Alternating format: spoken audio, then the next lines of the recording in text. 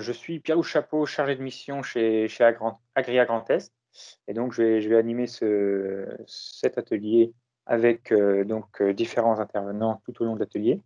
Donc, au programme de l'atelier, Clémence Pierre du pôle Hydreos présentera une introduction aux enjeux liés à l'eau, notamment en lien avec l'industrie agroalimentaire.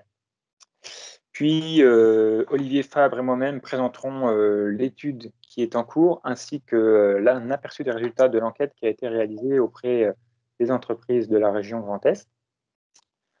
Par la suite, Rémi Suaire de la DREAL Grand Est présentera la réglementation IED et les bases de l'arrêté RSDE du 24 août 2017. Et donc ensuite, Sophie Atmeyer du pôle Hydreos présentera le coût complet de l'eau. Et M. Ricourt de l'Agence de l'eau Rhin-Meuse présentera un aperçu des aides qui sont proposées aux entreprises par l'Agence de l'eau. Donc, pour ceux qui viennent de nous rejoindre, juste je reprécise que cet atelier sera interactif. Donc, je vous invite à vous connecter dès maintenant, soit sur votre smartphone, soit sur un autre onglet sur le site www.menti.com. Entrez le code qui s'affiche à l'écran, qui a été également indiqué dans le chat. Par Olivier Fabre. Donc, le code sera rappelé tout au long de l'atelier. Et donc, par défaut, vos micros sont coupés, mais n'hésitez pas à poser vos questions dans le chat. On reviendra donc par la suite sur les questions tout au long de l'atelier. Donc, tout de suite, je vais laisser la main à Clémence Pierre du pôle Hydreos pour cette introduction.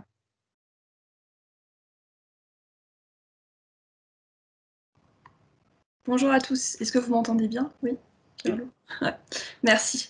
Donc effectivement, je suis Clémence Pierre, je suis chargée de mission au sein du pôle de l'eau du Grand Est Hydreos. Et du coup, on va commencer cet atelier par une présentation en fait, des enjeux croissants de l'eau, à la fois d'un point de vue quantitatif et qualitatif, de façon générale, et notamment au niveau de la région Grand Est. Donc l'eau dans le monde, ce sont trois grandes dynamiques. Donc tout d'abord, la dégradation accrue de la qualité des milieux aquatiques, le changement climatique qui entraîne une fréquence accrue des phénomènes extrêmes, par exemple tels que les sécheresses, et qui impacte la disponibilité de la ressource en eau fortement, et la croissance de la population mondiale et de l'urbanisation, qui implique en fait une utilisation croissante de la ressource en eau, alors même que sa disponibilité ne cesse de diminuer à l'échelle du globe. Donc pour rappel, l'eau douce utilisable sur Terre, c'est moins de 1% du volume total d'eau terrestre. Voilà, donc vous avez le chiffre sur la slide. Donc ces facteurs font du monde actuel un monde en transition hydrique, avec un stress hydrique qui s'accroît d'année en année. Donc au niveau de la France, le stress hydrique est désigné en fait dans un rapport du World Resources Institute en août 2019 comme moyen à haut. Donc entre 20 et 40% de stress hydrique sur le territoire français. Mais par exemple, cette carte montre au niveau européen et également au niveau français que le stress hydrique s'exprime de façon très très hétérogène sur les territoires. Et donc, qu'en est-il en Europe? Eh bien, au niveau du Grand Est, donc c'est la slide suivante. Donc au niveau du Grand Est, en fait, la région comptabilise des zones à la fois de faibles, moyennement graves et graves stress hydrique. Donc on voit que c'est très hétérogène. Et pour rappel, du coup, le Grand Est comprend la plus grande nappe phréatique d'Europe et regroupe 3 des grands bassins hydrographiques français. Et outre ces enjeux quantitatifs, en fait, se pose également la question de la qualité de l'eau, parce que selon l'état des lieux réalisé justement par la DREAL Grand Est en 2019, sur 53 masses d'eau souterraines dans la région, 27 sont en bon état chimique, mais 26 sont en état chimique médiocre. Donc ça montre qu'il y a également des enjeux qualitatifs énormes sur ces questions. Donc ces enjeux tant quantitatifs que qualitatifs sont aggravés évidemment par le phénomène de changement climatique. Donc on peut notamment citer, il y a énormément d'impacts, mais on peut notamment citer la faible recharge des nappes, la baisse du débit des cours d'eau, l'évolution du régime des précipitations, comme on le sait, une hausse des aléas climatiques par lesquels vous êtes probablement très impactés, hein, les inondations, coulées d'eau boueuses, crues, vagues de chaleur, feux de forêt, canicules, et également une hausse de la température de l'air et de l'eau, qui a également des impacts sur les activités. Donc l'eau, tant en quantité qu'en qualité, ne va plus être disponible partout, et ça va amener à une limitation ou du moins une adaptation des activités humaines, et donc à des tensions croissantes pour l'accès à la ressource, hein, qui peuvent mener à des conflits d'usage. Donc quelques exemples concrets. Alors on peut passer à la slide suivante, s'il te plaît. Merci beaucoup. Donc quelques exemples concrets qui vous ont peut-être déjà impacté, hein, sur le plan réglementaire, ce sont par exemple les arrêtés sécheresse qui permettent au préfet de prendre des mesures exceptionnelles de limitation ou de restriction des usages de l'eau au niveau local et pour une durée déterminée. L'arrêté RSDE de 2017, donc autrement dit l'arrêté substance, dont M. Sueur de l'Adréal vous parlera plus en détail tout à l'heure, et qui prévoit en fait que les installations classées doivent évaluer à la fois qualitativement, voire quantitativement, si leur rejet respecte certaines valeurs limites d'émission, et si du coup cela nécessite la mise en place d'une surveillance, ou encore la directive européenne IED, donc en fait, qui est relative aux émissions industrielles, donc qui a été adoptée en 2010 et transposée en France en 2013, et qui définit justement des documents de référence des meilleures techniques disponibles pour réduire la pollution générée par les activités industrielles ou agricoles. Voilà. Donc maintenant, voilà, on va poser notre première question, et j'espère que vous avez pu réussir à vous connecter à Mentimeter. Donc si ce n'est pas le cas, pour ceux qui nous ont rejoints, n'hésitez pas à vous connecter sur www.menti.com. Voilà, il y a la référence en haut de la slide, et également du code pour participer. Voilà, on a des premières réponses, une première réponse. Voilà, donc on va vous laisser quelques instants pour répondre. Du coup, pardon, je ne vous ai même pas posé la question. La question, c'est quel pourcentage, selon vous, l'industrie en Europe, donc sur le continent européen, représente-t-elle dans les prélèvements d'eau totaux, en fait? Voilà, donc je vous laisse répondre. Vous avez 4 options, 14%, 28%, 42% ou 57%. Vous voyez les tendances des réponses s'afficher à l'écran.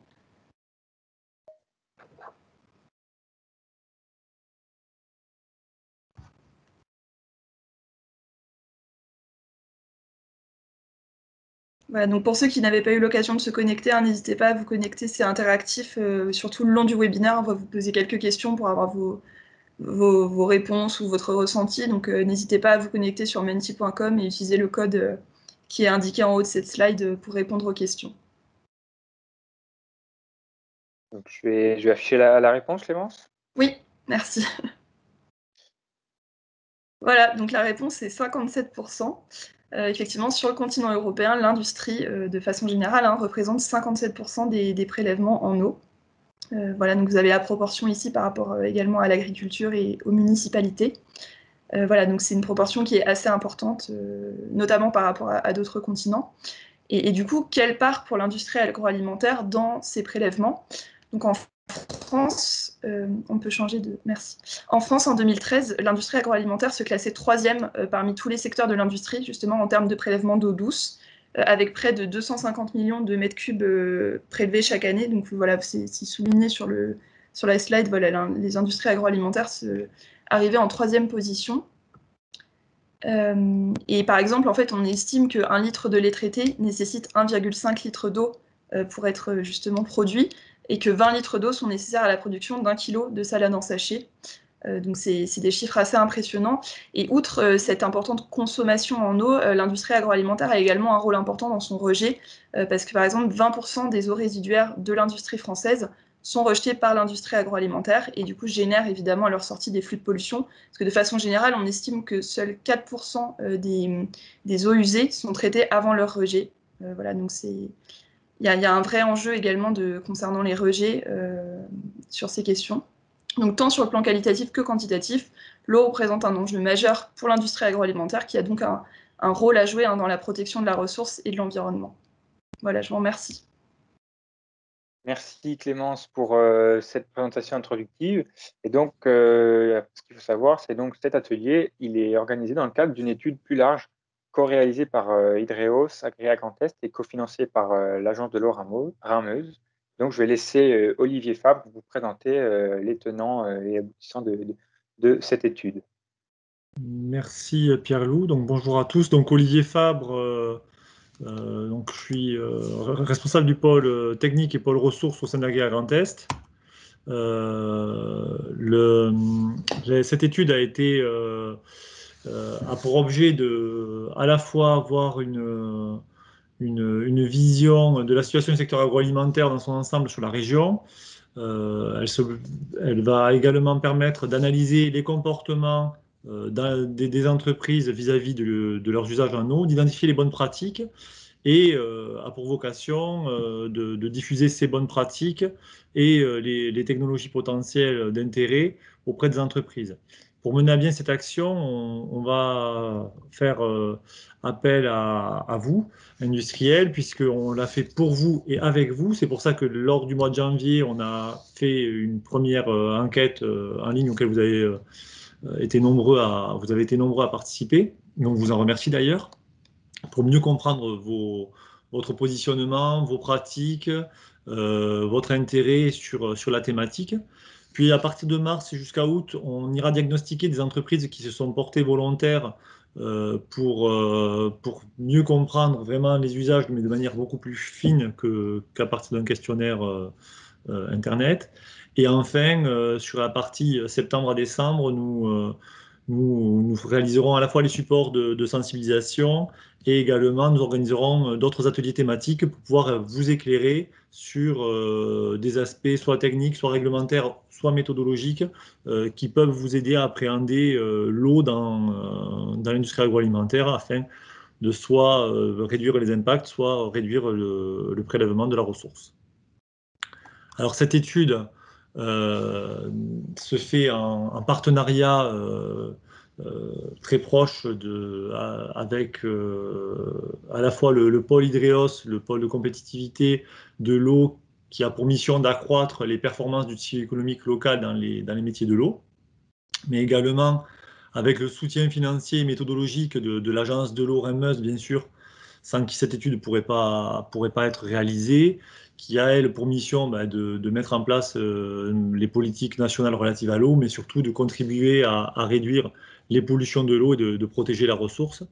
Et enfin, avec Agria Grand Est, qui est une association d'industriels de la bioéconomie, donc agroalimentaire et agro-ressources, qui a pour vocation de développer la performance durable de ces entreprises. Je vais donc laisser la main maintenant à Pierre-Loup qui va vous présenter un peu plus en détail les résultats de l'enquête. Donc, n'hésitez pas à poser des questions par rapport à ces résultats dans le chat. Merci Olivier. Donc effectivement, c'est donc cette enquête dont parlait Olivier il y a quelques instants que je vais vous présenter et qui a donc été réalisée auprès de 58 entreprises répondantes qui se répartissent assez bien à travers la région, même si l'ancienne région Champagne-Ardenne est un peu moins représentée, qui s'explique par une présence moindre d'industrie agroalimentaire. Et en revanche, on a donc une diversité assez intéressante aussi, que ce soit au niveau de la taille des entreprises, comme vous voyez sur le graphique en bas à gauche, mais aussi au niveau des secteurs, puisqu'on a des entreprises du secteur de la viande et de la charcuterie, des fruits et légumes, des produits laitiers qui sont le secteur le plus représenté, du travail des grains, de la boulangerie. On a également regroupé différentes entreprises dans la catégorie autres aliments. On a 5 entreprises de brasserie et 5 entreprises produisant d'autres boissons. Donc, avant d'aller un peu plus loin, je vais donc juste vous poser une petite question, toujours par le même système. Donc, pour y répondre, si vous n'êtes pas encore connecté, vous pouvez vous connecter sur le site www.menti.com et utiliser le code qui s'affiche en haut de l'écran et donc répondre à la question, selon vous, quelle proportion d'entreprises a déjà dû faire face à une situation de restriction d'eau? Est-ce que c'est 6%, 13%, 20% ou 28%? Donc pour répondre, vous vous connectez, vous choisissez la réponse que vous pensez juste, vous validez, et donc on voit les résultats qui s'affichent en direct, avec 20% qui semblent en tête. Je vous laisse encore quelques secondes pour répondre et j'afficherai la réponse.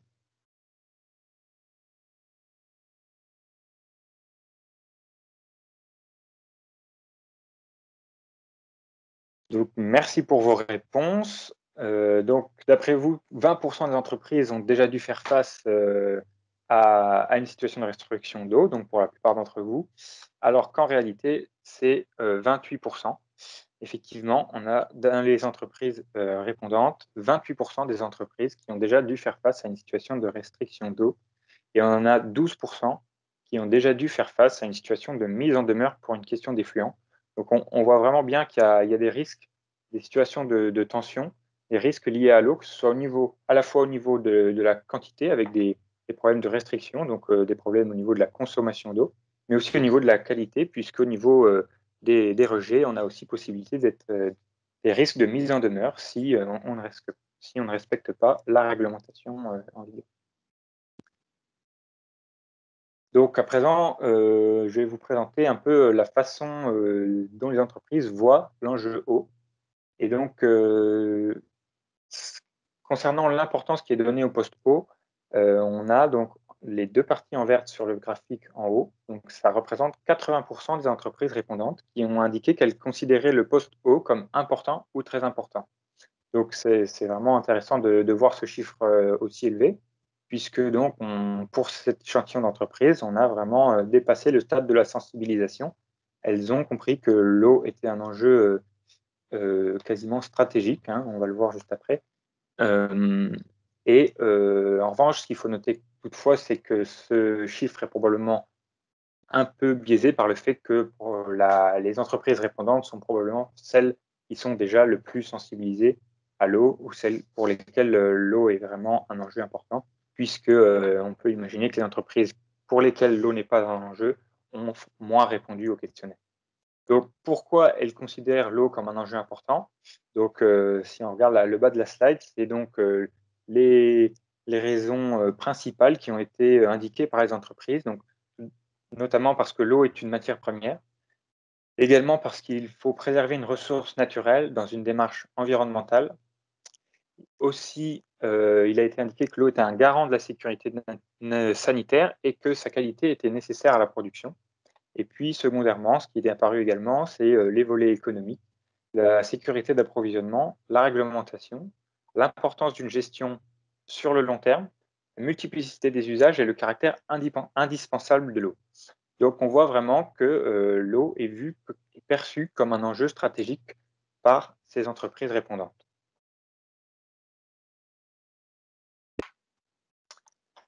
Même si elles considèrent donc l'eau comme un enjeu fort, on remarque malgré tout qu'au niveau des compétences en interne, on a 2 entreprises sur 3 qui se considèrent comme peu ou pas compétentes sur au moins un des postes liés à l'eau. Donc sur ce graphique en orange, on a donc les entreprises qui se considèrent comme peu ou pas compétentes sur ces différentes thématiques, que ce soit l'évaluation du coût complet, les technologies de traitement et d'analyse de l'eau, la réglementation sur les effluents, mais aussi donc les technologies de réduction de la consommation. Et donc, on voit qu'on a une majorité des entreprises qui considèrent être peu, voire pas compétentes sur au moins un des postes. Et donc, c'est intéressant de voir qu'il y a un enjeu fort au niveau de la montée en compétences qui semble nécessaire pour pouvoir traiter mieux les questions, les sujets en lien avec l'eau.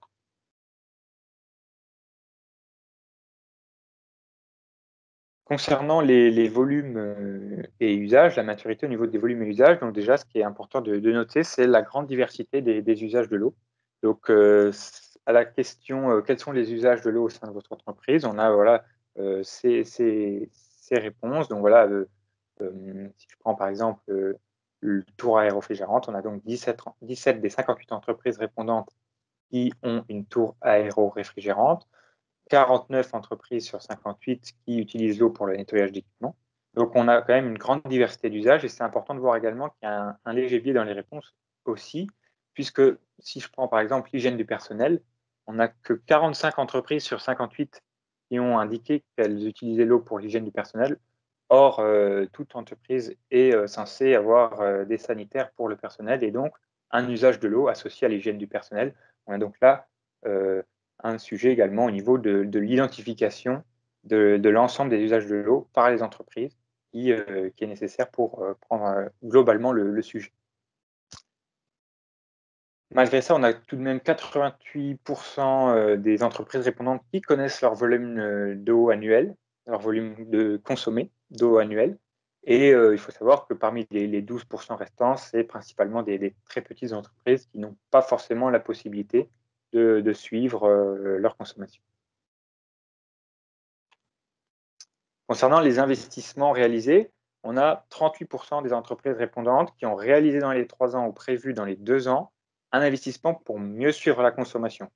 Et on a 55% des entreprises qui ont réalisé ou planifié un investissement pour réduire la consommation. Ce qui est intéressant de voir aussi, c'est que parmi les entreprises qui ont réalisé un investissement pour mieux suivre la consommation, il y a 86% d'entre elles qui ont également réalisé un investissement pour la réduire. Donc ça montre l'importance de mettre en place un système de suivi, un système d'études avant de planifier des actions concrètes et efficaces pour réduire la consommation d'eau. Donc on peut citer quelques exemples d'investissements qui ont été réalisés. Donc il y a eu des choses qui ont été faites au niveau de l'automatisation et l'optimisation du nettoyage, par exemple, le remplacement d'équipements par des équipements plus économes en eau ou encore des systèmes de récupération et de recyclage des eaux.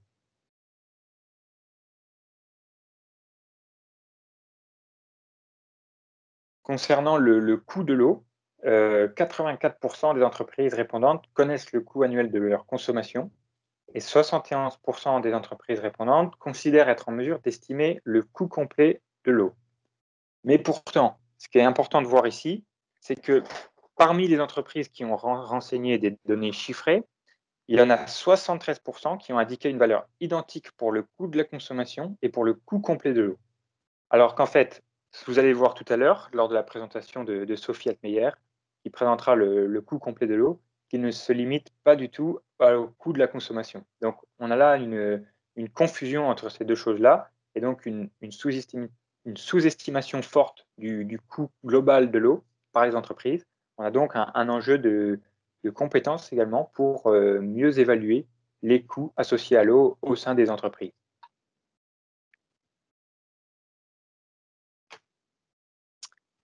Sur les volets du nettoyage et du recyclage, 59% des entreprises mettent en œuvre un suivi de la consommation des produits de nettoyage. Et on a également questionné les entreprises sur l'utilisation de produits biodégradables, produits de nettoyage biodégradables. Et on voit qu'une grande majorité utilise au moins en partie des produits biodégradables. Et c'est d'autant plus vrai pour les petites entreprises qui ont tendance à utiliser plus souvent des produits biodégradables. Donc ça peut s'expliquer notamment par le fait que les grandes entreprises sont souvent, utilisent souvent des systèmes de contrats pour l'ensemble de leurs produits de nettoyage avec des gros volumes, des volumes importants et donc des impacts forts sur les prix. En revanche, peut-être des études en coût complet permettraient d'identifier que si on prenait en compte les coûts de traitement de l'eau associés, le coût des produits de nettoyage biodégradables pourrait être finalement inférieur à ceux des produits classiques.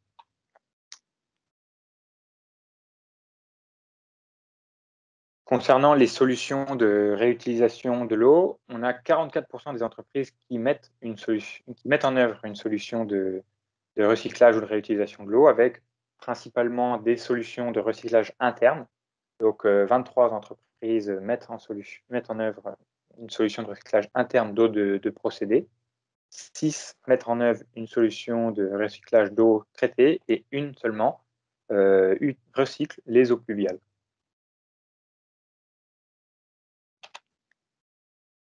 Sur les volets analyse et traitement de l'eau, 62% des entreprises estiment avoir identifié les principales opérations polluantes et ce qui ressort en priorité, d'après les entreprises, c'est vraiment le nettoyage et la désinfection, avec donc 17 entreprises qui ont répondu à cette question qui était ouverte. Donc c'était vraiment au choix des entreprises, et donc 6 qui ont également indiqué des pertes de matière.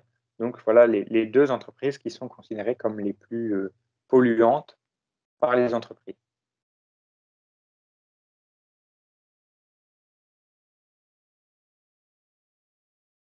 On a seulement 16% des entreprises qui utilisent des alternatives aux composés chlorés pour la désinfection des eaux, avec principalement des solutions basées sur la technologie des UV, donc pour 4 entreprises, 2 entreprises qui mettent en œuvre aussi des solutions de filtration et une entreprise qui utilise des systèmes d'ozonation, une autre l'eau oxygénée, ainsi que des autres produits désinfectants. Donc voilà, c'est donc finalement des solutions qui sont assez peu répandues. Donc la plupart des entreprises ont ont recours aux composés chlorés pour la désinfection des eaux.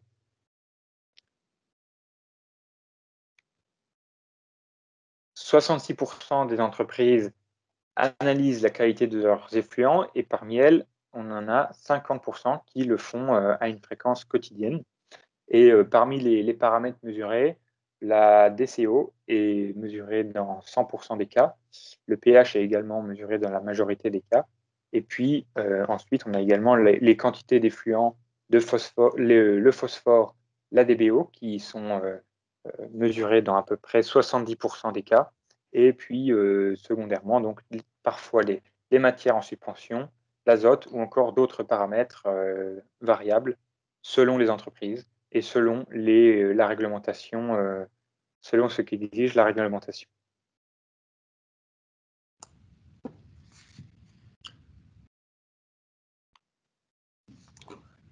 Donc, pour le bilan de cette enquête, je vais laisser la parole à Olivier Fabre, qui va donc reprendre les quelques chiffres clés et analyses qui ont pu être tirés de cette enquête.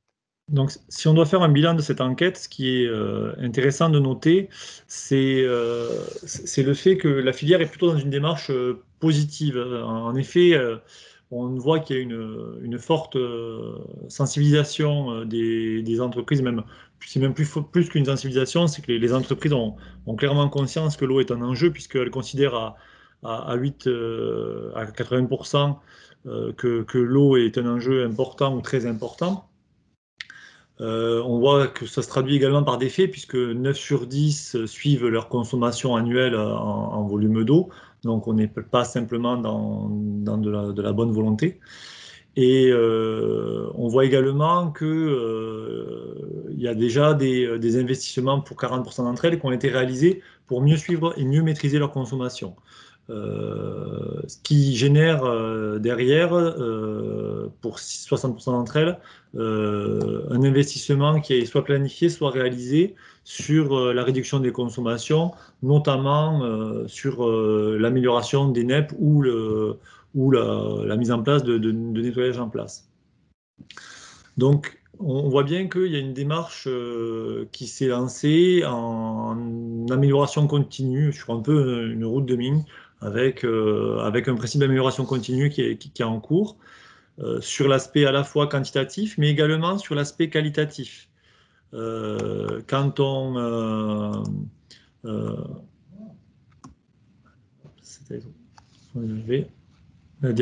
excusez-moi, voilà. Quand on regarde l'aspect qualitatif, on voit que 9 sur 10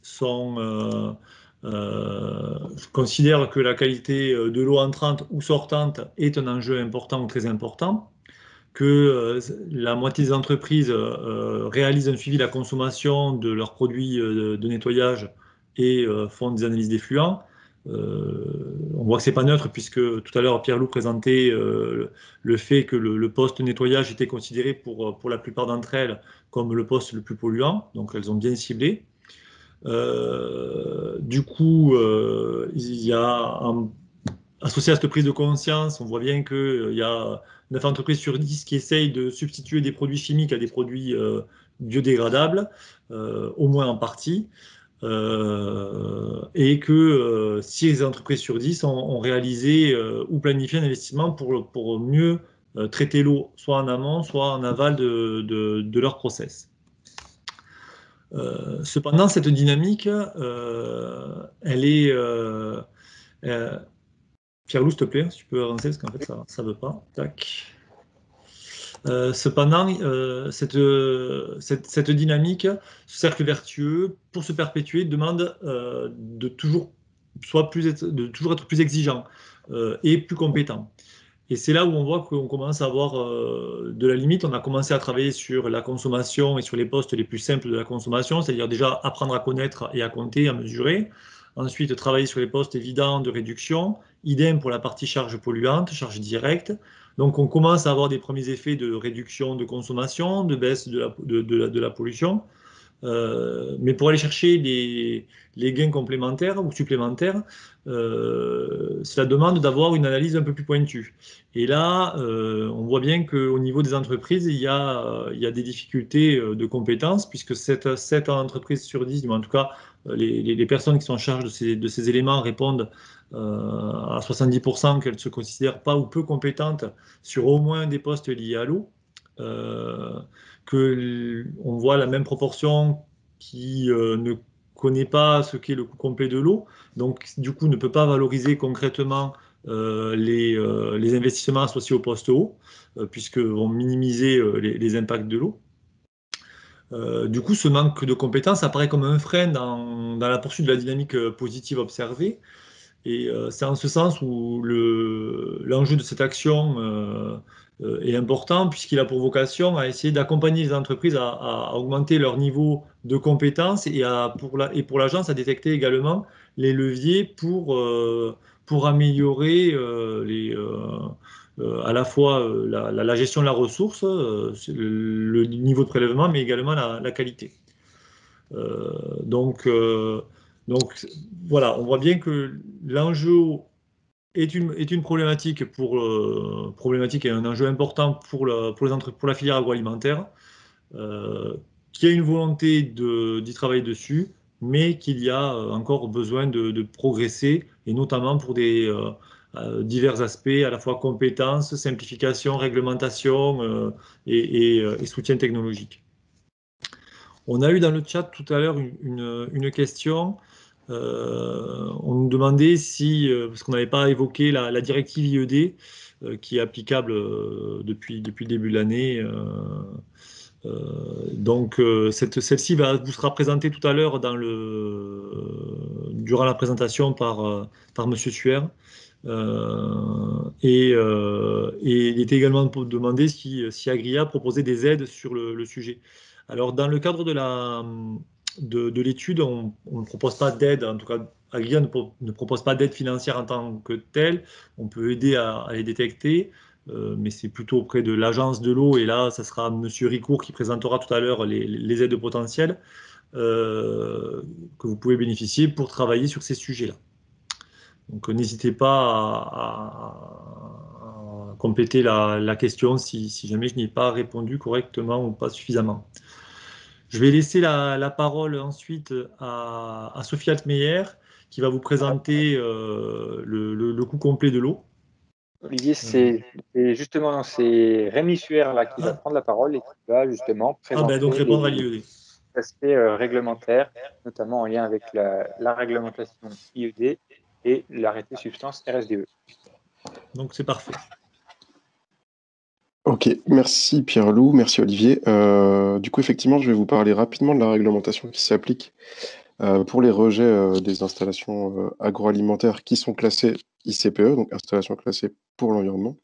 Ça tombe plutôt bien visiblement, puisque même si la majorité d'entre vous a une forte conscience des enjeux sur l'eau, il reste des marges de progression sur la connaissance de la réglementation.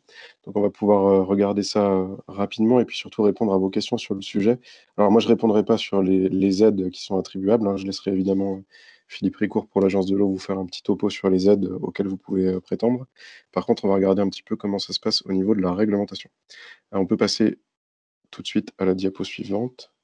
Donc on va d'abord voir ce que c'est que l'eau dans une installation classée. Donc sur la diapo suivante, il y a un petit schéma qui vous rappelle où se trouve l'eau dans une ICPE, alors où elle se trouve d'un point de vue réglementaire, et on verra tout à l'heure aussi comment est-ce qu'on en calcule le coût. Mais par rapport à ce que c'est que l'eau dans une ICPE, on oublie souvent certains aspects de la gestion de l'eau, en particulier en matière de rejet. Mais les rejets en eau, ça peut concerner évidemment la part finalement qui est peut-être la moins importante, c'est l'eau potable pour l'usage domestique, comme l'hygiène des employés par exemple, qui est en plus en règle générale raccordée à l'assainissement communal. Donc pas forcément la problématique majeure dans une ICPE. Mais quand on commence à regarder la ressource en eau et la manière dont on l'utilise, il y a évidemment le plus évident, c'est les autres process qui doivent faire l'objet d'un suivi et qui se voient affecter des limites en matière de rejet dans le milieu récepteur. Donc, en général, on doit aussi affecter un certain traitement sur ces eaux avant leur rejet. Il y a les eaux de lavage. Là, on voit que c'est aussi une problématique majeure, en particulier dans l'industrie agroalimentaire, notamment pour les raisons de pollution de ces eaux, avec les différents produits qui sont utilisés pour le lavage. Le refroidissement, évidemment, on en a déjà parlé aussi, ou la production de chaleur par vapeur ou eau chaude. Là aussi, c'est des rejets sur lesquels il faut avoir un regard, même s'ils sont en partie recyclés en général dans l'installation.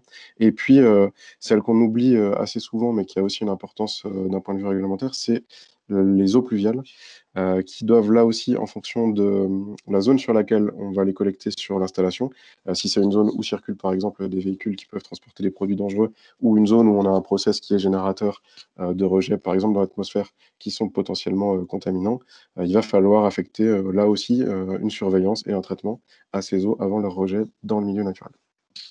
Donc, on peut passer tout de suite à la phase réglementaire, maintenant qu'on voit un peu ce que c'est que l'eau dans une ICPE. Alors, tous ces rejets et cette utilisation de l'eau, ça fait l'objet d'une réglementation assez large et relativement complexe. On va essayer de décortiquer un petit peu tout ça, mais en quelques mots, on a d'abord une réglementation européenne avec évidemment la directive IED, on va y revenir dans le détail, hein, et le BREF qui concerne l'industrie agroalimentaire. Il y a d'autres directives qui s'appliquent indirectement sur les ICPE, évidemment la DCE, la directive cadre sur l'eau, et la DERU, la directive sur les eaux résiduaires urbaines, qui s'applique, mais là de manière indirecte. Elle s'applique en général à travers des arrêtés qu'on prend au niveau national. Il y a quelques arrêtés cadres assez essentiels, en particulier l'arrêté de février 98 qui est cité ici, qui réglemente l'ensemble des prélèvements, rejets et surveillance sur l'eau dans les ICPE, qui a été complété en 90, en 2010 notamment. Et puis en 2017, on va y revenir avec l'arrêté qui est spécifique au rejet dans l'eau. Et puis on a souvent des arrêtés sectoriels. Donc là, si vous êtes classé ICPE, généralement, vous avez bien connaissance de ces arrêtés-là. En fait, chaque typologie d'industrie va avoir des réglementations spécifiques qui s'appliquent et qui parfois se substituent aux arrêtés qui sont pris au niveau national pour l'ensemble des ICPE. Mais donc, en passant à la diapo suivante, on va voir que ce qui nous intéresse aujourd'hui, c'est essentiellement la directive IED et puis l'arrêté ministériel de 2017 sur les rejets de substances dangereuses dans l'eau. Et on va passer tout de suite à cette question liée à la directive IED.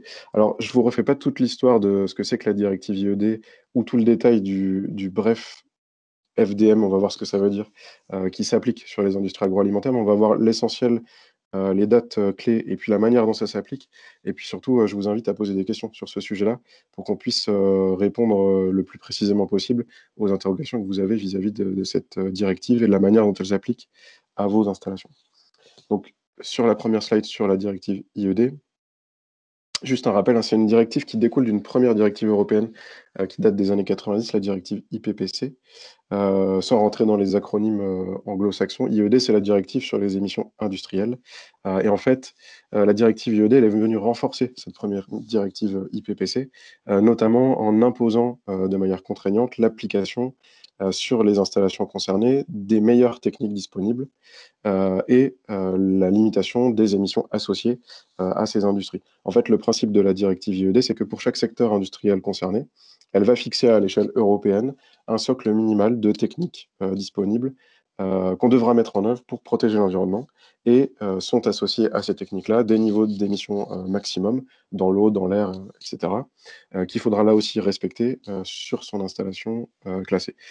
Ces meilleures techniques disponibles et niveaux d'émissions associés sont révisés régulièrement et donc on demande aux installations classées pour l'environnement d'effectuer régulièrement un réexamen de leurs conditions d'exploitation. C'est ce qu'on peut voir sur la slide suivante pour déterminer comment elles peuvent se mettre en conformité par rapport à ce qu'impose cette réglementation socle européenne vis-à-vis des émissions des industries en Europe. Donc, ce qu'on appelle le réexamen périodique, en fait, ça démarre avec la publication des conclusions des meilleures techniques disponibles. C'est le jargon européen. À partir de la première publication de ces conclusions, toutes les installations concernées vont avoir 1 an pour se positionner par rapport à ces meilleures techniques disponibles et à la manière dont elles vont pouvoir se mettre en conformité par rapport à ces techniques disponibles. Au bout de cette phase de positionnement, c'est l'inspection des installations classées qui rentre en jeu et qui va venir instruire votre dossier. Ce qui fait que sur une phase de 2 ans, on a en fait cette phase de réexamen et d'actualisation des conditions d'autorisation. Et puis généralement, on acte tout ça par un arrêté préfectoral qui révise vos conditions d'exploitation de votre installation. Et ensuite, on dispose de 2 ans environ pour se mettre en conformité par rapport à ces fameuses meilleures techniques disponibles et au niveau d'émission, ce qui peut parfois entraîner des travaux ou une modification des conditions d'exploitation pour être en conformité avec cette directive IED qui s'applique. Ce réexamen, il est refait de manière périodique. En moyenne, c'est tous les 10 ans, hein, pour chaque typologie d'industrie concernée. Et donc, on est en plein dedans, hein, pour les industries agroalimentaires. C'est ce qu'on va voir sur la slide suivante. Donc, premier message, hein, par rapport à ce bref. Donc, le bref, c'est les conclusions finalement sur les meilleures techniques disponibles. FDM, c'est Food, Drink and Milk, donc c'est les industries agroalimentaires. D'abord, sur les dates, le bref FDM est sorti en décembre 2019. Donc, en théorie, si vous ne l'avez pas encore fait, vous auriez dû rendre votre positionnement et le réexamen de vos conditions d'exploitation en décembre 2020, pour ceux d'entre vous qui sont concernés. Si ça n'a pas encore été fait, je vous invite à le faire urgemment ou à vous rapprocher de votre inspecteur pour en parler. En tout cas, la date limite est dépassée, donc maintenant on passe dans la phase d'instruction et puis de mise à jour des conditions d'exploitation des installations. Les rubriques concernées, alors ça a déjà été cité dans le chat, donc je vois qu'un certain nombre d'entre vous ont bien connaissance de cette réglementation. C'est en fait toutes les rubriques qui concernent le traitement, la transformation du lait et des matières premières végétales ou animales, ou le traitement des eaux résiduaires qui sont liées à ces installations-là. Donc les secteurs d'activité, c'est très large, mais ça concerne finalement l'ensemble de l'industrie agroalimentaire, hein. Je ne vous refais pas toute la liste, vous l'avez là, mais en règle générale, les industries agroalimentaires sont concernées à partir du moment où elles dépassent le seuil limite de cette réglementation par le bref FDM qui s'applique de droit. Ce qu'on retrouve dans le bref, donc, ce sont des MTD, les meilleures techniques disponibles, et on va juste regarder rapidement quelques MTD intéressantes, notamment par rapport à ce qu'on appelle les VLE, c'est les valeurs limites d'émission, les fameuses valeurs limites d'émission liées aux meilleures techniques disponibles, à l'autosurveillance. Et puis, il y a ce qu'on appelle des MTD sectoriels, c'est-à-dire que pour chacun des secteurs, on va avoir des règles spécifiques qui ne s'appliquent qu'à ce secteur-là. Les brasseries, par exemple, qui ont des VLE spécifiques qui s'appliquent, qui ne s'appliquent pas, par exemple, sur les industries de production d'alimentation animale. Donc, je ne vais pas vous en dire beaucoup plus sur cette directive IED. On peut regarder quand même la diapo suivante. Je vous ai montré un exemple. Ce qui est intéressant sur le bref FDM, c'est qu'il fait partie des brefs qui ont été déclinés au niveau national. Donc en fait, le ministère a pris un arrêté en février 2020 qui décline l'ensemble des meilleures techniques disponibles et des niveaux d'émission associés qui sont répertoriés dans ce bref. Vous pouvez donc vous référer à cet arrêté ministériel qui va s'appliquer de droit à vos installations. Il faut absolument aller comparer votre positionnement par rapport à ce qui figure dans cet arrêté ministériel. Je vous ai remis ici un extrait qui montre par exemple ce qu'on peut voir sur les valeurs limites d'émission dans l'eau, puisque c'est le sujet du jour. Donc là, on a par exemple le socle minimal commun pour toutes les industries agroalimentaires sur les substances qui vont devoir faire l'objet d'une surveillance spécifique et, quand il y en a, sur les valeurs limites d'émission associées à ces substances. Alors, il y a des petites conditions particulières, je vous ai pas mis tout dans le tableau, et vous voyez que déjà par rapport aux différentes substances qui avaient été citées dans l'enquête dont vous avez fait l'objet, il y en a un certain nombre qui font maintenant l'objet d'une fréquence de surveillance obligatoire journalière pour un certain nombre d'entre vous, hein, pas tous, il y a quelques conditions d'exception, d'autres mensuelles, mais dans tous les cas, il faut absolument se mettre à jour par rapport à ces substances, la fréquence de surveillance et surtout les valeurs limites d'émission, puisque maintenant ce bref, il va s'appliquer de droit, je vous le rappelle, hein, vous avez dépassé la limite à partir de laquelle il fallait absolument rendre votre positionnement, donc si ce n'est pas fait, il est grand temps de le faire. Donc, je ne vois pas pour l'instant de questions dans le chat, mais je vous laisse préparer vos questions.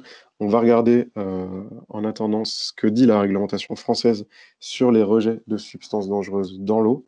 Alors, entre cette réglementation européenne, la réglementation française, vos arrêtés préfectoraux, il y a parfois des injonctions contradictoires, je dirais. Je reviendrai après sur la règle qui s'applique en la matière. Cette réglementation sur les RSDE en France, en tout cas, elle découle aussi d'une directive européenne, en fin de compte, hein, de la directive cadre sur l'eau. Et on va regarder comment elle s'applique à vos installations, puisqu'elle s'applique déjà. Et là aussi, c'est un point important, hein, comme pour le bref FDM, c'est une réglementation qui est déjà applicable pour vos installations, en tout cas pour celles qui sont concernées. Et donc, cette fameuse notion de rejet de substances dangereuses dans l'eau, en fait, elle s'appliquait avant cet arrêté, puisque c'est une mise à jour d'un arrêté existant, qui va introduire des nouvelles substances pertinentes qu'il va falloir observer et contrôler dans vos installations, qui va réviser aussi les valeurs limites d'émission en général à la baisse, vous vous en doutez, et puis les fréquences de surveillance. Elle introduit aussi une notion importante, on va y revenir dans le détail, c'est une approche milieu, c'est-à-dire qu'on va plus se contenter de regarder ce qui sort de votre installation, et on va comparer aussi les substances dangereuses qui sont rejetées au milieu récepteur de vos rejets à la sortie de votre installation industrielle. Point important, cet arrêté, il s'applique déjà aujourd'hui, même s'il n'a pas été transcrit dans votre arrêté préfectoral. Toutes les installations classées à autorisation ou enregistrement aujourd'hui qui ont des rejets, et donc en particulier dans l'industrie agroalimentaire, font déjà l'objet d'une obligation de se mettre en conformité par rapport à cet arrêté. Il y a une partie de l'arrêté qui était applicable au 1er janvier 2020, une autre partie au 1er janvier 2021. Dans tous les cas, il s'applique aujourd'hui de droit. Et donc, si vous n'avez pas encore effectué votre positionnement sur le sujet, il est plus que temps de le faire. Parce qu'en fait, la responsabilité de la mise en conformité par rapport à cet arrêté, elle incombe à l'exploitant. Alors, avec un accompagnement évidemment de l'ADREAL et des possibilités d'aide au niveau de l'agence de l'eau, on en reparlera tout à l'heure. L'idée, c'est que ce qu'on attend de vous, c'est une analyse par rapport à vos valeurs limites d'émission, celles qui sont prises dans l'arrêté, et puis celles qu'on va associer au rejet en fonction du milieu récepteur, et puis au suivi, à l'autosurveillance qui va être effectuée en conséquence pour les rejets de votre installation. Donc dans le détail, c'est ce qu'on voit sur les diapos suivantes. Ce que nous, on va vous demander et ce qu'on va aller regarder, c'est votre positionnement par rapport à ces fameux rejets. Positionnement qui doit prendre en compte les substances caractéristiques de votre activité industrielle. Donc dans l'arrêté de 2017, il y a une annexe qui précise pour chaque catégorie, chaque secteur d'activité industrielle, quelles sont les substances qu'il faut étudier. Et puis les substances qui entrent dans la qualification de l'état de la masse d'eau où se fait votre rejet. Donc la masse d'eau réceptrice, en fait, sa qualité, elle est définie, hein, c'est une réglementation là aussi européenne déclinée en France, en fonction de la concentration en certains polluants notamment, il y a d'autres critères qui rentrent en compte, mais donc par rapport à ces polluants qui vont entraîner une dégradation de la qualité de la masse d'eau, il va falloir là aussi se positionner par rapport à la possibilité que ces polluants soient contenus dans vos rejets. On va revoir en conséquence les valeurs limites d'émission, l'acceptabilité du milieu récepteur par rapport à votre rejet, et puis, on l'a dit, hein, les modalités de surveillance de ce rejet. Sur la diapo suivante, une toute petite précision, il y a un certain nombre de substances qui sont considérées comme des substances dangereuses prioritaires. Là, elles ont systématiquement des valeurs limites d'émission et parfois des objectifs de suppression avec une date limite fixée à partir de laquelle on ne doit plus utiliser ces substances et plus les rejeter. Alors, l'obligation en fait, hein, qui va s'imposer aux ICPE, c'est une obligation de justifier de manière détaillée d'une réduction maximum du rejet de ces substances. On sait qu'un certain nombre de substances sont persistantes et on a des difficultés à les supprimer de manière complète. Par contre, il faudra justifier dans le détail des efforts qui sont faits pour réduire au maximum le rejet par rapport à ces substances dangereuses prioritaires pour lesquelles on vous invite à avoir un regard particulier puisque c'est celles qui ont le caractère le plus dangereux et l'impact le plus fort sur l'environnement et les milieux récepteurs. Et donc, on va revenir, comme je vous l'avais dit, sur les diapos suivantes. Alors, ça, c'est une diapo qu'on peut passer, mais vous l'aurez dans les slides qui vous seront fournis. Il y a un certain nombre de guides qui existent, hein, qui expliquent dans le détail toutes ces réglementations. On n'a qu'un petit quart d'heure aujourd'hui pour en parler, mais je vous invite à vous référer à ces guides qui sont très bien faits et qui vous expliquent vos obligations et la manière de les manipuler. Et donc, je voulais revenir sur la notion d'acceptabilité milieu, puisqu'on vous demande, en fait, hein, par rapport à cet arrêté de 2017, de vous positionner par rapport à des valeurs limites d'émission qui sont fixées dans l'arrêté. Mais en fait, ça ne suffit pas. Il faut aussi regarder dans quel milieu vous rejetez vos effluents au niveau de votre industrie. C'est encore précisé ici sur le petit schéma, hein, vérifier que vous appliquez bien les meilleures techniques disponibles de votre secteur industriel. Là, ça fait référence à la directive IED. Et donc, pour cette notion d'acceptabilité milieu, l'idée, c'est de comparer vos rejets à la qualité du milieu récepteur et à sa capacité à accepter le rejet, donc en fonction évidemment de son débit, mais aussi en fonction des polluants qui sont déjà présents dans ce milieu. Et pour ça, on va aller regarder un certain nombre de macropolluants organiques, hein, on les a déjà mentionnés, mais aussi certains autres micropolluants, métaux et autres substances qui doivent faire l'objet d'une comparaison entre vos rejets et la capacité du milieu à accepter ces rejets sans être dégradé. Donc il y a un petit schéma sur la slide suivante qui explique ça de manière un petit peu plus détaillée, sans rentrer dans un niveau de détail trop fin. L'idée, c'est que ce qu'on va vous demander de comparer, en fait, ou de regarder, c'est l'impact de votre installation sur la qualité du cours d'eau. Donc pour ça, dans l'exemple qu'on donne ici, l'idée, c'est d'aller regarder quelles sont les substances que vous émettez, dans quelle concentration et avec quel débit de rejet. Donc calculer en gros un flux de substances qui est rejeté dans un milieu naturel. Et puis au niveau de ce milieu naturel, regardez, pour un cas, disons, un petit peu dégradant avec des marges de sécurité. C'est le cas où on est sur un débit minimum d'étiage. Quelle va être, in fine, la concentration de la substance que vous rejetez dans le cours d'eau. Donc on prend le cours d'eau quand il a son débit minimum, on regarde la quantité de rejet qui est imposée par votre installation, et puis on voit quelles conséquences ça a sur la concentration dans cette substance dans le cours d'eau, et on va comparer, et c'est ce qu'on voit sur la slide suivante, cette concentration finale à la concentration admissible dans le cours d'eau, ce qu'on va appeler une NQE, c'est une norme de qualité environnementale. Là aussi, c'est fixé par une réglementation européenne déclinée dans le droit français. Et l'idée, c'est que votre installation ne peut pas être responsable d'une augmentation de la concentration dans une substance qui fait l'objet d'une NQE, qui va dépasser la capacité, la limite réglementaire, au-delà de laquelle on considère que le cours d'eau va être dégradé en termes de qualité.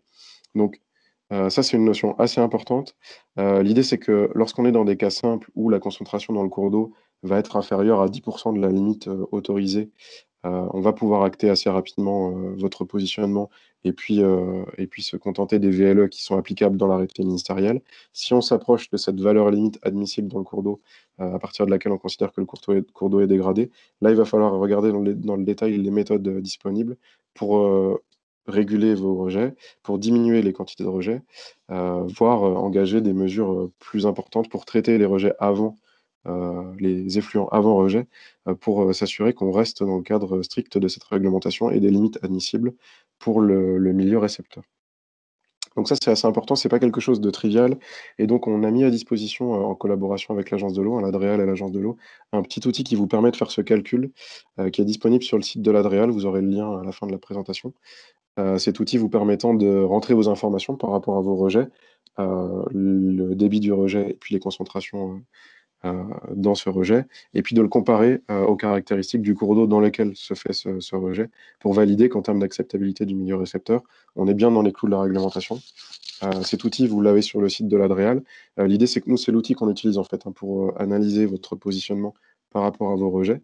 Et donc, on vous invite à l'utiliser vous aussi pour qu'on puisse avoir un socle commun d'analyse des rejets de votre installation pour pouvoir déterminer si il y a lieu de renforcer la surveillance ou le traitement de vos rejets avant qu'ils arrivent dans le milieu récepteur. Voilà pour cette notion d'acceptabilité milieu. On peut passer à la slide suivante. Juste, et je vous l'avais dit tout à l'heure, un petit point sur la règle qui s'applique parce que vous le voyez, hein, la réglementation, elle est assez importante. Et puis, il y a à la fois des réglementations européennes, la directive IED, le BREF FDM qui s'applique pour les industries agroalimentaires. Ce fameux arrêté sur les rejets de substances dangereuses dans l'eau qui s'applique là aussi de droit. Parfois, l'arrêté de votre installation qui fait déjà l'objet d'un certain nombre de limites et de valeurs limites d'émission par rapport à certaines substances. La règle générale à retenir, c'est qu'en fait, la valeur limite d'émission retenue, c'est la plus stricte parmi toutes celles qu'on va retrouver dans l'ensemble de ces réglementations. Donc, si votre arrêté faisait déjà l'objet d'une valeur limite d'émission qui est inférieure à celles qui sont préconisées par l'arrêté RSDE ou l'arrêté ministériel qui s'applique dans le cadre du BREF FDM, on va maintenir l'arrêté de la VLE de votre arrêté préfectoral, pardon, si elle est la plus stricte. Donc, il faut absolument vous positionner par rapport à l'ensemble de ces réglementations. Le plus simple, et c'est ce que je vous explique sur la diapo suivante, c'est de vous rapprocher de votre inspecteur, de préparer les éléments par rapport à ces rejets et de le faire le plus rapidement possible pour qu'on puisse déterminer si on est dans un cas simple où vos rejets sont dans le cadre de la réglementation et respectent les valeurs limites d'émission qui s'imposent à votre installation, ou s'il faut aller regarder ensuite la notion de compatibilité milieu et puis éventuellement apporter des rectifications par rapport à votre installation, et ben, il faudra anticiper tout ça et donc se rapprocher le plus vite possible de l'inspecteur de votre site. En général, vous le connaissez, hein, je ne vous ai pas rappelé le nom de tous les inspecteurs, évidemment. Dans la pratique, vous pouvez vous rapprocher de toute façon de votre unité départementale de Réal qui suit votre installation. Et puis, au niveau régional, mes collègues et moi-même se tiennent aussi à votre disposition pour répondre à certaines questions spécifiques. On accompagne de toute façon nos collègues inspecteurs dans les cas les plus complexes, sachant que pour le traitement de ces cas les plus complexes, l'important c'est quand même que vous vous rapprochiez de nous le plus vite possible pour qu'on puisse les traiter. Je vous ai remis à la fin, et je pense que vous aurez les slides pour pouvoir vous y référer, le lien vers le site de l'Adréal qui va vous permettre de regarder dans le détail cette réglementation, de consulter les guides que j'ai cités, et puis de télécharger le petit outil de calcul de la compatibilité de votre rejet avec le milieu récepteur qui est présent sur ce site. Voilà, je vous en dis pas plus, c'est un petit peu rapide et dense, mais l'idée c'est qu'on puisse échanger et que vous puissiez me poser vos questions sur ce sujet. Je suis sûr que vous en avez un certain nombre, sachant que si vous ne posez pas vos questions aujourd'hui, vous avez évidemment la possibilité de les poser à votre inspecteur de votre site ou de me les envoyer a posteriori. N'hésitez pas, on est aussi là pour y répondre. Alors, je vois une première question dans le chat de Sophie Altmaier. Donc, comment sont définis les polluants à surveiller par rapport à la catégorie d'entreprise et est-ce en lien avec les analyses RSDE? Effectivement, il y a eu des campagnes de mesure qui ont été effectuées sur les différents secteurs d'industrie concernés qui ont permis de déterminer quels étaient les polluants d'intérêt. Il y en a un certain nombre qui étaient déjà connus de manière évidente par catégorie d'industrie et qui ont été remis dans cet arrêté. Et puis, il y en a d'autres qui ont été déterminés grâce à des campagnes importantes de mesure dans les années 2000-2010 qui ont permis d'affiner cette liste de substances et d'affiner ce qui est présent maintenant dans l'arrêté sur les rejets de substances dangereuses dans l'eau. Vous verrez dans les annexes de cet arrêté, on a pour chaque typologie d'industrie une liste de substances avec des valeurs limites d'émissions associées et puis des règles en matière de surveillance des rejets qui s'appliquent. La logique étant toujours un peu la même entre la directive IED et puis cette réglementation RSDE. La logique, c'est de lister les substances pour lesquelles on est concerné, de vérifier que les rejets sont bien dans le cadre de la valeur limite d'émission qui est fixée pour chacune de ces substances. Et puis pour le cas particulier du RSDE, il faut aussi aller regarder si le milieu récepteur peut recevoir ces rejets dans les quantités dans lesquelles ils sont émis. Alors, autre question, comment définir le milieu naturel lorsqu'il y a une succession de fossés, étangs, puis rivières? Alors, il y a des cas particuliers, mais en règle générale, le fossé, il ne sera pas pris en compte, en fait. On va regarder le cours d'eau dans lequel se rejette le fossé. Le fossé étant juste un dispositif qui permet d'aller jusqu'au milieu naturel. Ce milieu naturel, comment on le connaît? Question suivante. Le milieu récepteur, normalement, si vous êtes une installation classée pour l'environnement, il a été déterminé dans le cadre de votre demande de classement. Donc, vous savez dans quel milieu vous rejetez. Après, pour en déterminer les caractéristiques en matière de débit et de qualité, il faut, et c'est aussi des liens que vous retrouverez sur le site de l'Adréal. Je ne suis pas sûr qu'ils y soient encore, mais on va les y remettre. On pourra aussi en parler juste après avec Philippe Ricourt de l'Agence de l'eau. Pour la qualité, c'est sur le site d'information, pour si vous êtes sur le bassin Rhin-Meuse, le site de l'information Rhin-Meuse, et puis il y a l'équivalent sur le bassin Seine-Normandie. Pour ce qui est des débits, vous les avez sur le site de l'Adréal. Et c'est les débits qui font référence quand nous, on va analyser ensuite votre positionnement. Donc, il y a plusieurs sites d'information qui vous permettent de connaître la qualité du milieu et ses caractéristiques physiques, ce qui vous permet ensuite de faire les calculs. Si vous ne retrouvez pas ces informations, n'hésitez pas à nous les demander, mais a priori, elles sont sur le site de l'Adréal, sur le lien que je vous ai remis. Si elles n'y sont pas, elles y sont très prochainement, parce qu'on est en train de le modifier là cette semaine. Question suivante, comment sont considérées les eaux d'incendie dans cette réglementation? Alors les eaux d'incendie, c'est un cas un petit peu particulier. Normalement, si vous êtes un site concerné, vous devez être en capacité de stocker et de confiner les eaux d'incendie en cas d'accident. Et en fait, on va aller faire des mesures sur les eaux d'incendie avant rejet. Donc c'est une réglementation un petit peu à part, mais le principe est le même, sauf que là, on n'a pas des rejets de manière courante, évidemment, c'est qu'en cas d'incident et d'incendie. Et donc, en cas d'incendie, la règle, c'est que vous avez normalement un bassin pour collecter toutes les eaux d'extinction.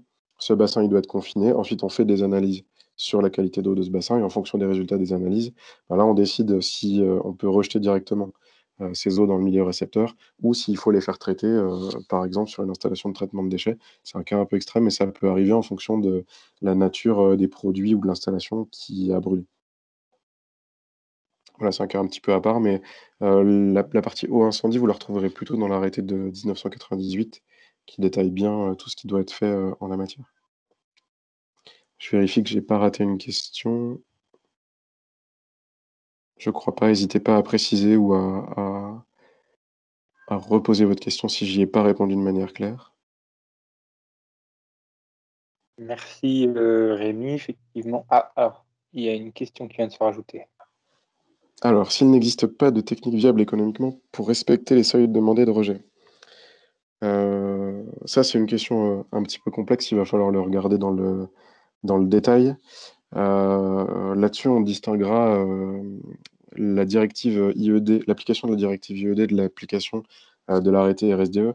Pour l'application de la directive IED, vous avez le droit de demander une dérogation. Cette dérogation, c'est quand même un cas assez exceptionnel et pour vous donner un petit peu la procédure, mais en 2 mots, si vous demandez une dérogation au titre de la directive IED, votre dérogation doit passer dans ce qu'on appelle le CSPRT, c'est un conseil national qui est présidé par le ministre de l'écologie en théorie. Donc c'est quand même des procédures extrêmement rares. Donc en règle générale, il faut trouver des solutions pour mettre à jour le fonctionnement de votre installation. Si c'est pas viable économiquement, voilà, il existe cette possibilité de déroger. Pour l'arrêté RSDE, c'est encore plus compliqué. Mais la règle générale, c'est que les spécificités de chaque secteur industriel ont été pris en compte dans la réglementation. Donc, espérons-le, ce cas ne doit pas se poser ou de manière vraiment exceptionnelle. Le cas échéant, il faut absolument vous rapprocher assez rapidement de votre inspecteur. Est-ce qu'une étude argumentée permet de déroger à certains seuils? En règle générale, non. Mais là aussi, il existe des cas particuliers où on va pouvoir regarder dans le détail quelles sont les conditions d'exploitation, quelles sont les périodes auxquelles se font les rejets, parce que c'est pas forcément homogène dans l'année. Donc des moyens de déterminer si effectivement il faut déroger ou pas au seuil. Là encore, il faut se rapprocher absolument de votre inspecteur pour en discuter, si vraiment votre rejet n'est pas adapté par rapport à ce que préconise la réglementation. Pour la question où se trouve le dossier de réexamen, il n'y a pas de dossier de réexamen type. Ce que vous devez regarder en priorité, c'est l'arrêté ministériel qui s'applique de droit. Et votre dossier de réexamen doit se faire en fonction de cet arrêté. Il existe des prestataires qui vous font des dossiers de réexamen clés en main. Il y a des sites internet sur lesquels vous pouvez trouver des précisions par rapport au dossier type. L'idée, c'est que le dossier, de toute façon, il est adapté à votre installation. Donc, on vous invite surtout à regarder ce que dit la réglementation et, si besoin, à faire appel à un conseil extérieur ou un prestataire pour vous accompagner dans l'élaboration de ce dossier de réexamen. L'idée étant que si vous ne l'avez pas encore déposé, encore une fois, il faut absolument le faire de manière urgente, puisqu'on a déjà dépassé la date limite à partir de laquelle vous pouvez être mis en demeure sur la base de la non-remise de ce dossier. Question suivante, comment une entreprise se porte volontaire pour participer à l'étude avec visite sur site entre mars et août 2021? Ça, Je crois que c'est une question qui me concerne. Oui, non, c'est pas une question qui vous concerne. Madame Loty, je reviendrai vers vous pour en discuter à l'issue du question. Et dernière question sur la réglementation sur l'utilisation des eaux pluviales en industrie. Alors sur l'utilisation et la réutilisation des eaux pluviales, il y a plusieurs possibilités. Ça peut être fait soit à titre expérimental, soit de manière courante. Ce qui est sûr, c'est qu'on distingue généralement dans les installations classées pour l'environnement, les eaux pluviales qu'on appelle souillées et des eaux pluviales non souillées. Les eaux pluviales non souillées, c'est celles qui ruissellent sur les toitures, éventuellement le parking du personnel s'il est distinct des zones où vont pouvoir circuler des véhicules qui transportent éventuellement des matières dangereuses. Pour ces eaux non souillées, la réutilisation en général est autorisée. Il faut regarder ce que dit votre arrêté sectoriel, l'arrêté qui s'applique à votre type d'industrie. En général, c'est autorisé. Par contre, pour les eaux potentiellement souillées, donc qui ruissellent sur une surface où on a de l'utilisation, du traitement de substances dangereuses, des déchets ou autres, la règle, c'est qu'elles sont considérées comme des eaux de process. Donc, avant rejet, il faut effectivement appliquer les mêmes règles que pour n'importe quel autre process. Et avant réutilisation, il faut déterminer si c'est une eau qui est appropriée pour l'utilisation qu'on veut en faire. Donc là, ça se gère au cas par cas en fin de compte, hein. Mais c'est une notion importante, hein, de distinguer les eaux souillées des eaux non souillées pour savoir ce qu'on peut faire de manière simple et ce qui doit faire l'objet d'une analyse un peu approfondie et éventuellement d'une étude d'impact et d'un échange avec l'inspection des installations classées. Enfin, une autre question, est-ce que le sucre est une substance dangereuse prioritaire? Alors le sucre, c'est pas une substance à proprement parler. L'industrie sucrière va rejeter un certain nombre de substances qui vont être considérées comme dangereuses prioritaires. Si la question c'est est-ce que le glucose est une substance dangereuse prioritaire, je crois pas, je les connais pas toutes, mais il me semble pas. Ça, c'est une question que vous pourrez me soumettre après. Ce qui est sûr, c'est que les substances dangereuses prioritaires, vous en avez la liste, hein, dans l'arrêté ministériel de 2017, c'est celles qui font l'objet d'une mention par une petite étoile. C'est assez facile à retrouver, hein, vous pouvez vous y référer si vous souhaitez voir si vous êtes concerné sur votre secteur industriel. Merci Rémi, merci à tous pour vos questions. Donc, n'hésitez pas à continuer à poser des questions. On va à présent passer à la partie suivante et je vais laisser la parole à à Sophie Altmeyer du pôle Hydreos pour vous présenter le coût complet de l'eau. Merci Pierre-Loup.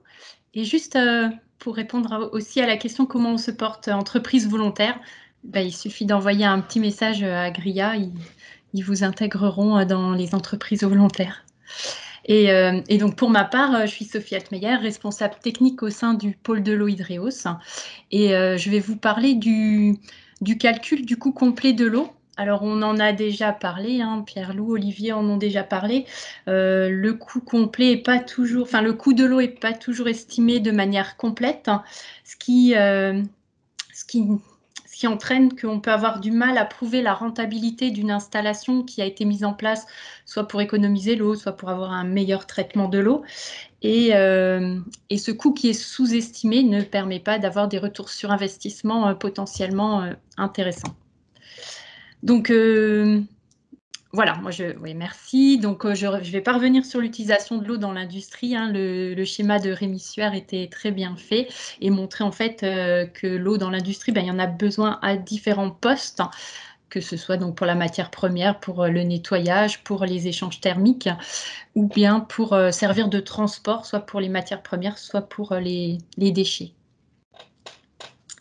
Voilà, merci. Donc, alors, le coût de l'eau. Alors, le coût de l'eau, on peut le voir comme un iceberg.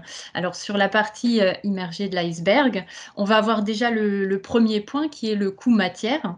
Donc, ça, c'est la consommation. C'est ce que tout le monde identifie facilement, le nombre de mètres cubes qui est consommé, les taxes, les redevances qui sont associées à ce coût.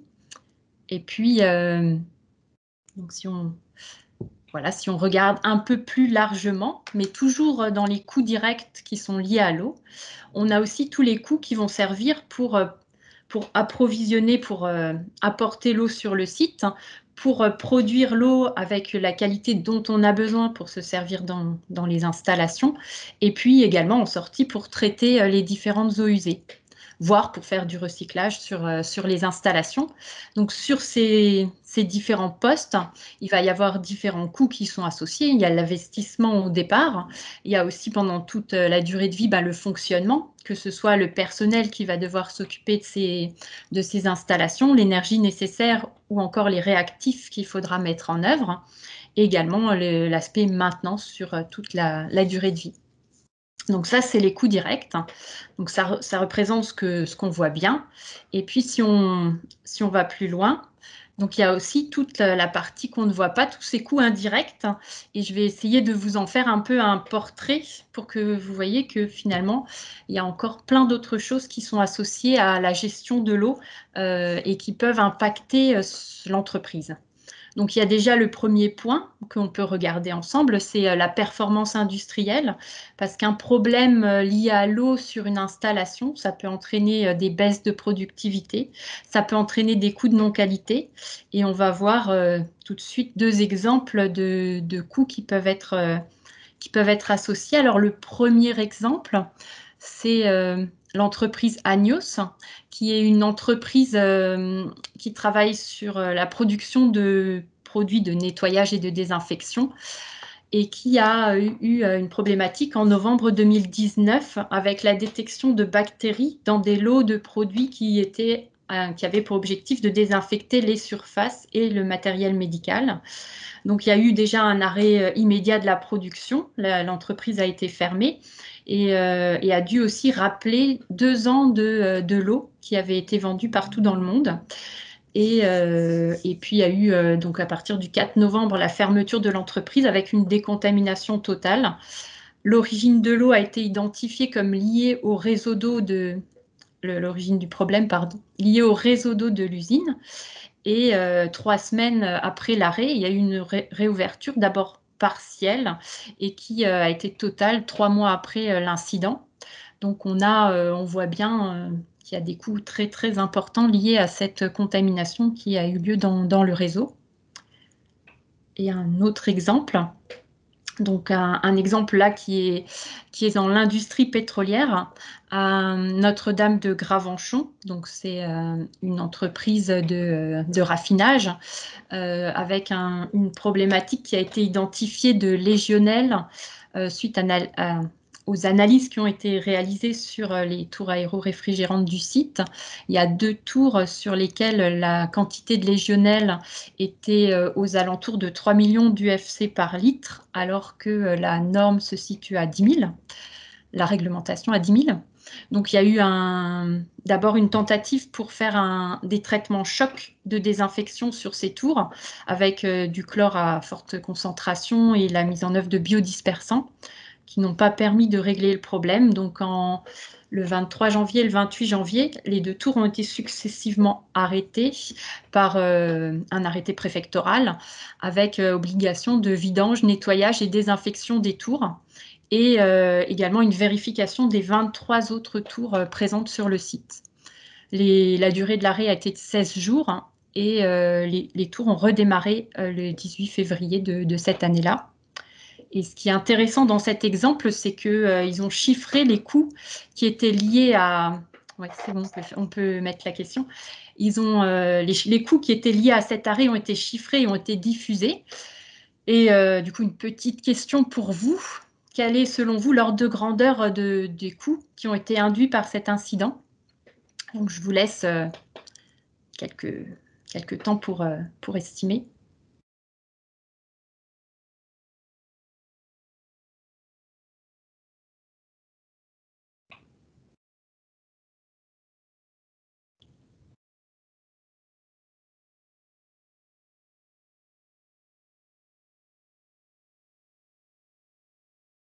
Il y a un peu...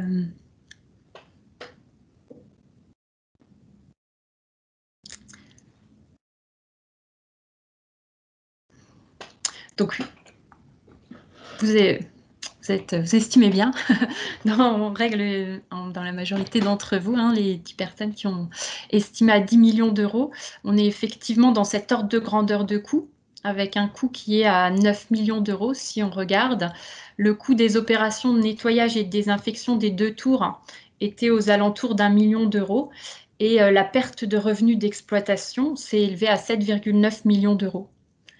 Donc on voit donc tous ces coûts qui sont liés à l'eau, qui peuvent s'ajouter à des coûts, aux coûts directs de base.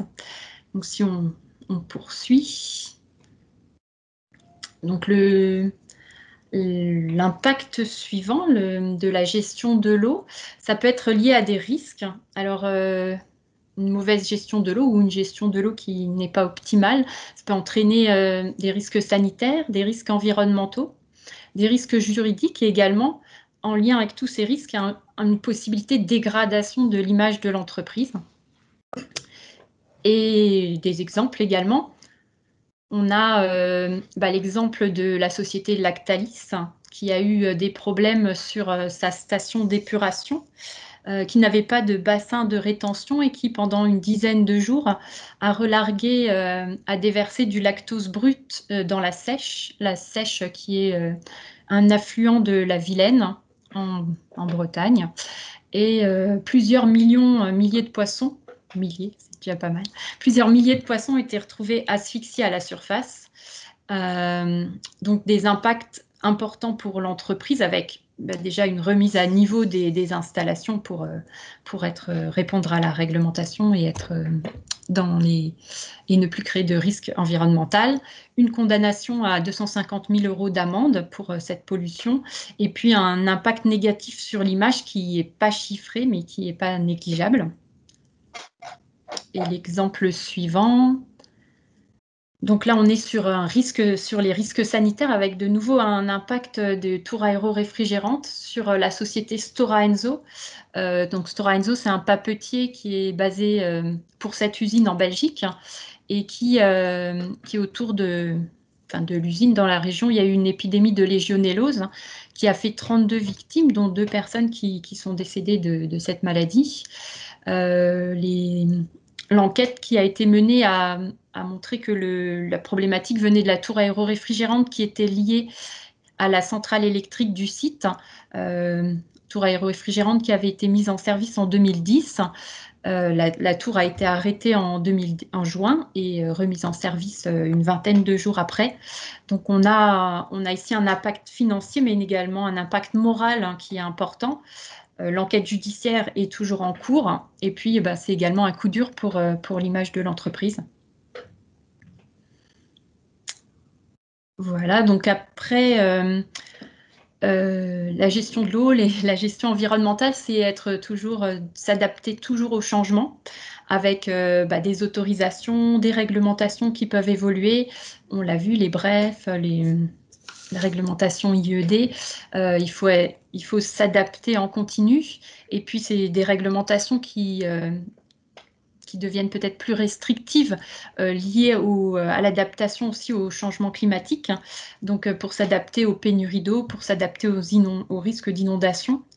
Donc, on a, si tu peux passer Pierre-Loup, sur le Grand Est, une étude qui est en cours avec le projet Climability Design.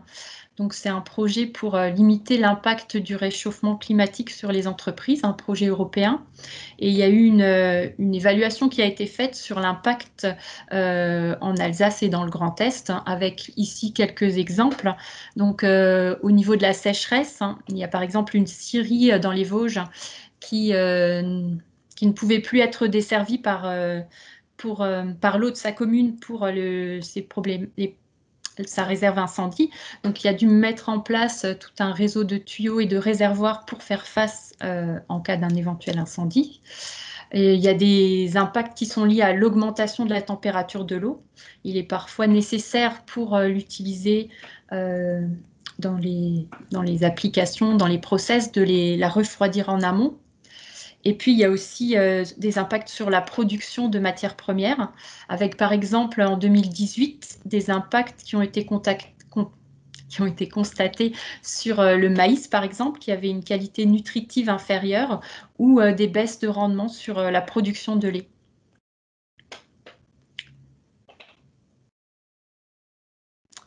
Voilà, donc un dernier point un peu négatif par rapport à cette gestion de l'eau, c'est l'impact que peut avoir l'eau sur la durabilité des installations, que ce soit les installations de production, les installations de traitement, partout où passe de l'eau. Il peut y avoir des dépôts, que ce soit des dépôts de biofilms, des dépôts minéraux, également de la corrosion. Et un chiffre, une petite question qui va suivre, c'est selon vous, quelle est la quantité d'acier qui est détruite chaque seconde dans le monde ? Est-ce qu'on est plutôt sur 1 kg par seconde ou sur 80 tonnes par seconde qui disparaît chaque seconde à cause de la corrosion? Je vais vous laisser quelques temps pour répondre.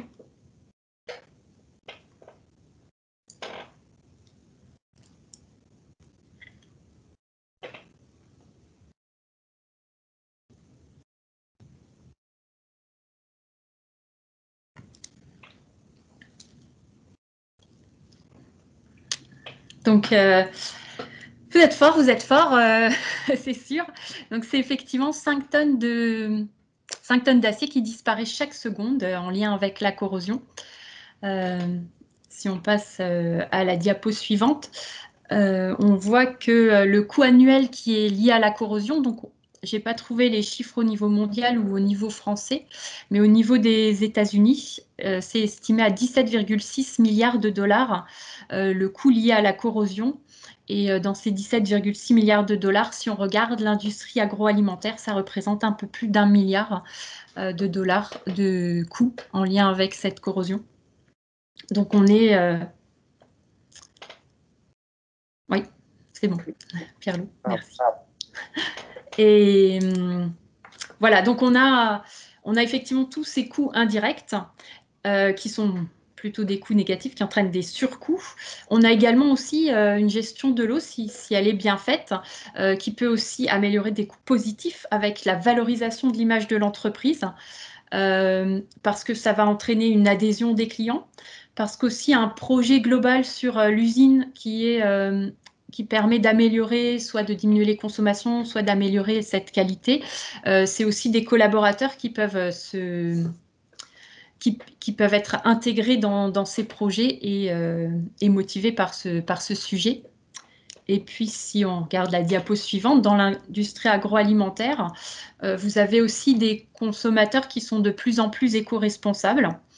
Et un exemple, en janvier de cette année, les sites Yuka et quelques autres se sont lancés sur un premier éco-score. Donc pour l'instant, ils regardaient plutôt tout ce qui avait trait à la qualité de l'aliment quand ils regardaient les aliments. Là, ils vont aussi regarder les impacts de ces produits sur l'environnement. Et notamment, là, j'ai identifié en rouge 3 sujets qui sont étroitement liés avec l'eau. Donc, l'épuisement des ressources en eau, la pollution de l'eau douce et l'eutrophisation.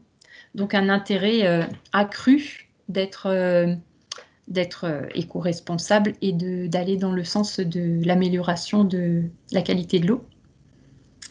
Et le dernier point de l'iceberg, c'est aussi un point positif, c'est que être en avance, être visionnaire, aller de l'avant sur tout ce qui est amélioration de la gestion de sa gestion de l'eau, c'est aussi créer un leadership, c'est être en avance par rapport à ses concurrents, leur imposer un rythme et des challenges qui vont être obligés aussi de suivre s'ils veulent s'aligner. Voilà, donc on a une vision de l'iceberg. Le calcul du coût de l'eau, c'est pas quelque chose du coût global de l'eau, c'est pas quelque chose qui est facile à faire. On le voit, c'est pas évident d'estimer certains coûts qui pourraient être identifiés. Si on regarde les outils qui existent, il y a quelques grandes entreprises qu'on a identifiées qui en interne ont développé des outils justement pour essayer d'estimer le coût de leur eau.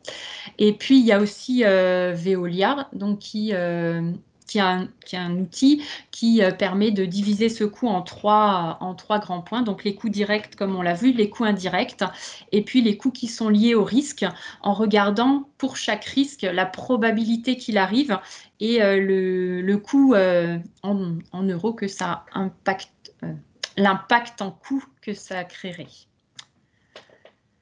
Voilà, donc j'en arrive à la conclusion. Hein. Donc, en conclusion, ce qu'on peut dire, c'est que le coût de l'eau est largement sous-évalué, que de prendre en compte l'ensemble des coûts associés à l'eau, ça peut faciliter la prise de décision pour certains investissements, que dans les évolutions actuelles, on voit que ça va plutôt vers une augmentation des coûts et des situations à risque pour la production. Donc, il faut essayer d'aller de l'avant et d'être en avance pour limiter les coûts. Et puis, la meilleure gestion de l'eau, pour finir sur un point positif, c'est aussi des gains en termes d'économie de la ressource, mais également d'image et de leadership par rapport à la concurrence. Voilà, je vous remercie. Merci Sophie. Donc, on n'a pas de questions dans le chat. Je vous propose de passer à la dernière partie qui va être présentée par M. Richaud de l'Agence de l'eau qui va dresser un aperçu des accompagnements aux entreprises sur ces sujets-là. N'hésitez pas à poser malgré tout vos questions si vous en avez. On pourra y revenir à la fin. Merci Pierre-Loup. Donc Philippe Ricourt de l'Agence de l'eau rameuse. Donc moi je suis référent substance, innovation et cité sol pollué. Donc je vais vous présenter en fait les aides financières et l'accompagnement financier possible aussi bien pour le bassin Rhin-Meuse, Seine-Normandie que Rhône-Méditerranée-Corse. En préambule, en fait, je veux juste en fait dire quelques mots par rapport aux différents exposés qui vous ont été présentés.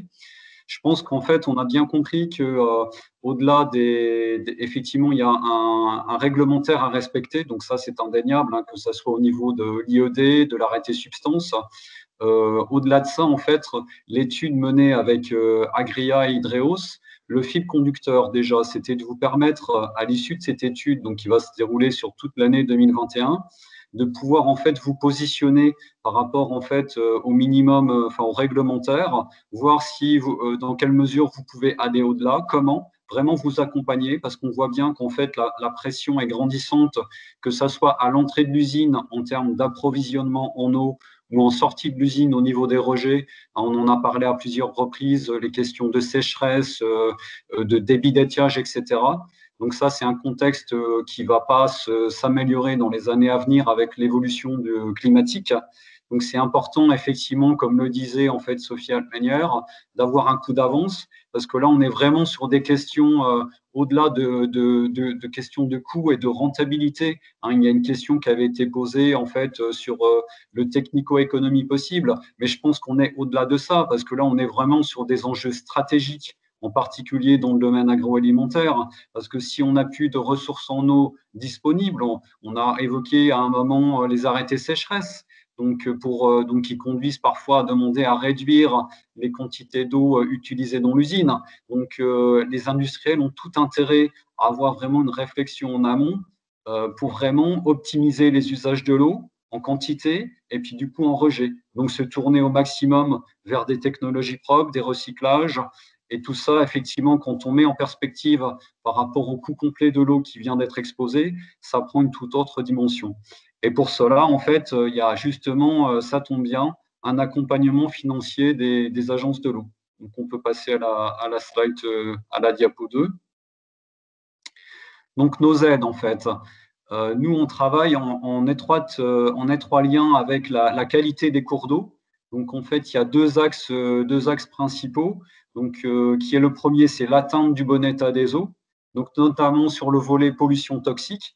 Donc, je ne vais pas me rentrer dans les détails. Ça a été évoqué notamment en lien avec l'arrêté de août 2017, mais pas que. Hein, ça peut être d'autres substances qui peuvent être concernées. Et puis, on travaille aussi encore un peu sur les pollutions classiques. Quand je dis pollution classique, ça peut être en fait le phosphore, la DBO, etc. Quand en fait il y a un problème de déclassement au niveau de la rivière. Le deuxième axe, en fait, c'est ce qu'on appelle la résilience des activités au changement climatique. C'est ce que j'ai évoqué en introduction. Donc, ça permet en fait déjà au niveau quantitatif d'accroître les économies d'eau, de gérer aussi, il y a la question des eaux pluviales qui a été évoquée. Voilà, il y a toute une palette de solutions qui pourraient être mises en œuvre. On peut passer à la slide suivante. Donc là, je vous ai déjà indiqué les taux d'aide correspondants. Donc en fait, ils sont différenciés en fonction de la taille de l'entreprise. Donc je vous laisse en prendre connaissance. C'est aussi différencié si on est plutôt dans une phase étude ou dans une phase travaux. Et aussi, la question avait été posée par rapport à l'IED. Donc là aussi, vous avez les indications en termes de taux. On peut passer à la diapo suivante. Voilà, donc il y a des grands principes d'intervention. Donc déjà, les aides, elles sont soumises à un encadrement européen. Donc il faut qu'elles soient incitatives. Donc ce caractère incitatif, ça doit bien être mis en avant.